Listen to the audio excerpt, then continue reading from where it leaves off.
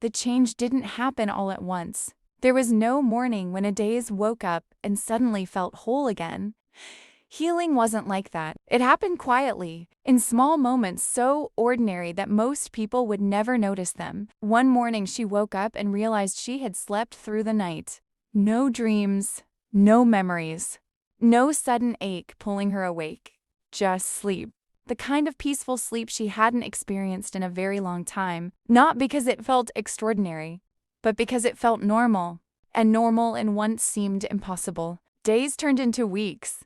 Slowly, the routines of her life began to return. She started leaving her apartment, stopped canceling plans, answered calls she would once have ignored, said yes to invitations she would once have avoided.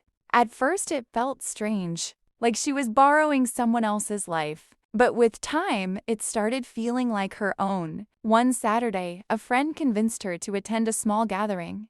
Nothing special, just a few people, food, laughter, music in the background. Months ago, she would have found a reason not to go. But this time she went. For the first hour, she stayed in the corner of the room, watching, listening, keeping a safe distance from everyone. Old habits, old walls. But then someone told a ridiculous story, the kind that shouldn't have been funny, yet somehow it was. Before she could stop herself, Adaeze laughed. A real laugh, not polite, not forced, genuine.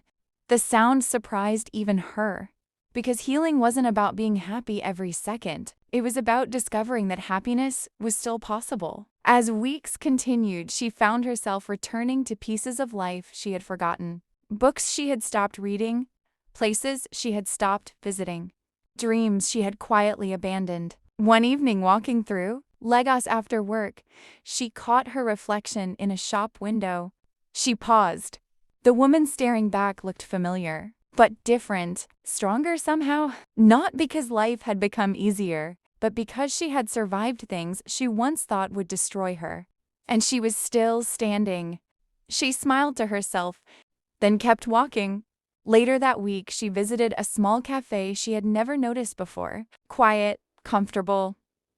The kind of place people came when they needed a few moments, away from the noise of the city. She ordered a drink, found a seat near the window, and opened a book. Simple, ordinary, peaceful. Across the room, someone looked up. A man sitting alone at another table. He noticed her, not because she was trying to be noticed, not because she was doing anything extraordinary. There was simply something about her, something calm, something genuine, something quietly beautiful.